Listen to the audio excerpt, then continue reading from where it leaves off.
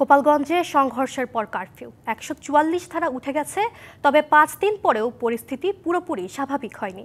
সংঘর্ষের ঘটনায় দায়ের হওয়া ৮ মামলায় গ্রেপ্তার আতঙ্ক কাজ করছে ঘরে ঘরে। এখন পর্যন্ত গ্রেপ্তার ৩১০ জন। দ্রুত স্বাভাবিক অবস্থায় ফিরে যেতে চান গোপালগঞ্জবাসী। গেল বুধবার এনসিপির গোপালগঞ্জের সভাকে কেন্দ্র করে সংঘর্ষের ঘটনায় ৫ জন নিহত এবং অর্ধশতাধিক ব্যক্তি আহত হয়। এই ঘটনায় গোপালগঞ্জ সদর থানায় ৪টি হত্যা মামলা সহ ৬ মামলা দায়ের করে পুলিশ। এছাড়া কাশিয়ানী ও কোটালীপাড়া থানায় আরও ২টি মামলা দায়ের হয়েছে। ৮টি মামলায় আসামি করা হয়েছে ৮,৪০৪ জনকে। এসব মামলায় আসামিদের গ্রেপ্তার অভিযান অব্যাহত রেখেছে পুলিশ।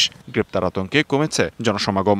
১৬ তারিখে ঝামেলা হলো, এই ঝামেলার জন্য অনেক কম। পুরো ব্যস্ত একটা শহর পুরোটাই নিঃস্ব হয়ে গেছে। ভালো হোক, সুস্থ হোক, শান্ত হোক, সবাই সঠিকভাবে চলাফেরা করতে পারে, এইটাই সবার দাবি। তাই আমার মনে করি আগের মতো স্বাভাবিক জীবনযাপন চাই। ২৫ বছরের ওয়ারেন্টিযুক্ত দীর্ঘস্থায়ী দরজা প্রোটেক্টর, আধুনিক ও মজবুত দরজা।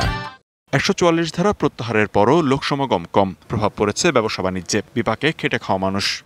শহরে তো লোকজন কম, রিক্সা লাগেও কষ্ট হচ্ছে, কামাই রোজগার হচ্ছে কম। শহরের লোকজন মারা পড়ছে, কত সমস্যা। মানুষ তো সব আতঙ্কের ভিতরে আছে। যার পেটে বেশি খিদে সে মনে করেন কি যে ভয় পাচ্ছে না, মৃত্যুর ভয় না পায় সে চলে আসতেছে। প্রকৃত অপরাধীরা আইনের আওতায় আসবে, কিন্তু অপরাধ না করে কেউ যেন শাস্তি না পায় এমন প্রত্যাশা স্থানীয়দের। দ্রুত পূর্বের চেনা রূপে ফিরতে চায় গোপালগঞ্জবাসী।